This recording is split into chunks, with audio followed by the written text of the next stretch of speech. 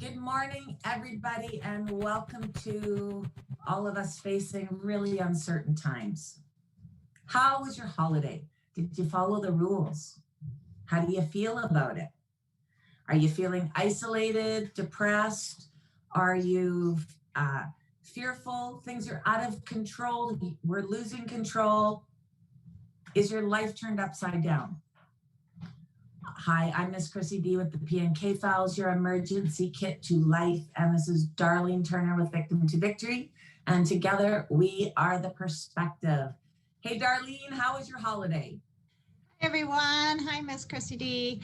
It was good, but we really felt that we've been talking about the body, but we wanted to just pause that for right now and really bring in kind of what's happening for everybody. And with the restrictions and the rules in my world, I'm pretty good over here. I live in the country. We got a small community here that we all are interacting and helping each other out. So for the most part, I'm pretty calm. I'm grounded. I'm in a good place. But I think not everybody is there. And how was your holiday and your time the last couple months? Definitely not living the life that you are. And yes, as I'm down here and living in the midst of all this craziness, I had the wildest thing happen this holiday. I lost a friendship of 25 years this Christmas. And it rocked my world, but it really helped me focus on walking our talk. Everything that we've been talking about for the last few months totally helped me get through this. So I'll share a tiny bit about it. I've been asked to leave where I live, like many people right now, where there's other places to live on a property. People are moving their family in because people are getting scared. And so family is coming together. What's happening is a lot of people are getting displaced out of their homes, and possibly myself, and there's nowhere to go in these times. So in the midst of all of this, for once in my life, I started to advocate for me instead of for somebody else. And this friend who was not asked to be a part of this physically showed up at my door, ready to pick a fight with me, and said all the things that are my buttons and that this person knows, because we've been friends for 25 years. So I opened my door to things like, who do you think you are? What has happened to you? Why do you think you have the right? These were the things I heard. And it was devastating. But I tried to take the high road. I did not argue. I wanted to defend myself. I wanted to prove that I was worthy. But instead I said, I'm not going to get into this with you. And I closed the door. It got really ugly. I have to say, I had like 8, 10 messages coming in on blocked ID, leaving really cruel, hurtful messages. Somehow they even got my work private cell phone number for my clients and left messages on there as well. So it became, she came on my property yelling at me in my front yard, going into my shed and taking things. It's, it was like a bad B movie. And through that, I reminded myself, using all of our tips, I'm not the victim here. And I'm not going to let this make me a victim anymore. Wow. Thank you for that. Yeah. Yeah. You know what? Everybody's going through really tough times right now. And don't get me wrong, it put me through the roof of anxiety. It put me back to, for those of you that know my story, and if you don't, go to misschrissyd.com and view my story.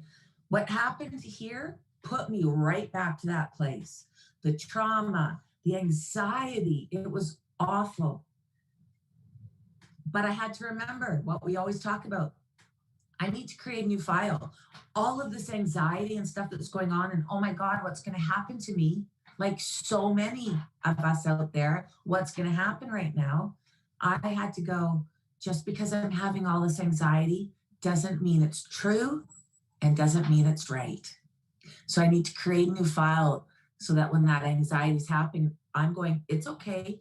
I am still worthy. I still deserve a roof over my head. I followed the rules. I'm not going to be the victim here. Thank you for that vulnerable share. Wow, like that is pretty intense few weeks you've had. And, you know, from your story, I know that, you know, in the past, when you lost your home, you were homeless for 2 years. So definitely what a trigger, you know, the place you're in right now and that uncertainty around that you're able to actually stay in your heart, stay grounded, and follow your guidance, and stay out of, as much as you can, that reaction, right? You're more in the action. What is there for me to do right now, right? Yeah, and it's not following the old rules that did nothing to help me, right? I just have to remember, and I hope everybody remembers this right now. For those people that are lucky enough to have money in the bank and a roof over their head, and even though this is all happening, they know they're going to be okay. Now's the time for us to realize nobody's better than the other person, and we need to all be compassionate or empathetic to each other. We're all in this together. None of us are getting out of this any different than anybody else. So we're all in this together. We really need to do what we talk about, which is who do you surround yourself with? Who's your support? Let's help each other get through this. Let's not all go crazy and start attacking each other. There's enough going on in the world without us doing that. Yeah. And like you said, we don't really know where everybody's at. There, you know, maybe you out there are had a relationship breakup, or you've lost your home or your job. That, you know, these are our foundation. This is our security. This is that base of what we know and what keeps us feeling stable, right? And when this is happening, it's really difficult to maintain that feeling of I'm okay, I'm safe. And Chris is just such a wonderful example of just continuing to center, breathe, look at options, what we can do in this moment. And one of those, like, you know, what we're saying is be kind to one another. Everybody is at a different place. And when we can come with that understanding and that kindness and give that to somebody else, that's going to play back to us as well, right? If we're one of those ones that are feeding into this chaotic energy that's out there, then we're going to start spinning with it, right? When we can really center and ground ourselves and be that peace and calm as much as possible, then it's going to start building and reflecting back, because we need as many people as possible to hold that space, I believe. Yeah, I think that's a good point. We totally don't We so have to be kind to each other. And you think about karma or the universe or God or however anybody wants to put it. Um, it's not going to be measured by you have money in the bank and your roof is nicer than my roof and you're safer than I am. It's going to come down to, okay, what are we all doing with each other to help each other get through this? That's what's going to matter. Yeah, and your own connection to what that power is for you, whether it is, like you said, God, the universe, love, source, spirit, creator. There's many, many names to it, but really it's all the same energy. And if we're not connected to that, then we feel a lot weaker. We feel a lot helpless. But when we can connect, like we say, to the heart and to something that's more that sees everything playing out, kind of knows where to guide us, because when we're in it, we a lot of times don't see it. And so connecting to something more that gives us that extra strength, calling on our guides, calling on our angels, and praying. There's nothing matter with praying for peace, praying for you know what, we're in a place of change, and like it or not, people, things are going to change. And how we accept that change is really going to make a difference, and the choices we make within that change. So for myself, I hold a vision of something better, more equal, more harmony, more peace, more love for everybody, a balance with, like you mentioned, money, right? It's not, all about who's got all the money and who doesn't have any money and they're better and we're not so better, or whatever it is. Everybody matters. All life matters. Yeah. Yeah, I think that's really good points. And when you talk about being balanced and connected, that's going to be really hard right now. As most of you know, I work a couple of jobs right now, so I do get to talk to other people. And the conversation is really different right now than it was last year at this time. The conversations I hear every day, or when you turn on the news or you put a podcast on the internet, people are scared. People are seeing people coming together in march and going against the status quo, and they're talking about revolutions, and people are making plans if something goes sideways. It's amazing how many people I know have plans for when things go sideways. People are counting on that. They're thinking about these things. So when we're going through that, we're in fight or flight. We're not going to make our best decisions maybe as we would make if we're grounded and calm and we can think things through, look after each other, and put out the right information, right? Yeah. Sounds like this leads us to our tips. I think so. So our first tip, and this isn't about scaring or buying into anything, but let's make sure that we're prepared for whatever is going to happen. Right? It's always good to be prepared, because that's going to help you stay grounded and do self-care. Whether that's having some extra cans of fruit and tuna and stuff like that in your pantry, and making sure you have extra water and an extra jerry can, whether that's making sure that you have your people in place that you know you can come together with. Whatever it is that's going to help you stay grounded and keep you safe, make sure you're prepared.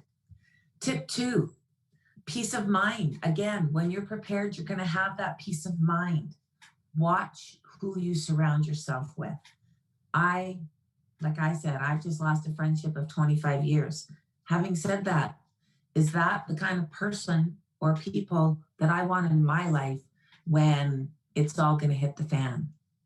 Or do I want... Yeah. Oh, I was just going to say that's a really good point, because you know what, if we're surrounded with people in fear or chaos, like I say, guess what? It's going to send you ever hear of the mob mentality, right? People that may never fight or never really get involved in this stuff get caught up in that energy. It gets momentum. So we want to surround ourselves with people that are grounded in their hearts and in a peaceful as much as possible state. And I just wanted to bring in this little part here is that with the restrictions in place, a lot of people have been isolated, especially if you're not in a relationship and you're at home. gather some of your friends that are in that same situation. Maybe you got a couple other friends that are also self-isolating, that you guys create a plan together so that maybe you all can come together in one place and support each other if some things, like we say, if it goes sideways, like Chrissy's saying, when you're in that moment, you can't really all of a sudden put a plan in place or try and gather people together. But it's great to have just a backup plan. If you don't need it, great. Hey, whatever, right? You got some extra food in the cupboard. But if you Yeah. don't need it, you got it.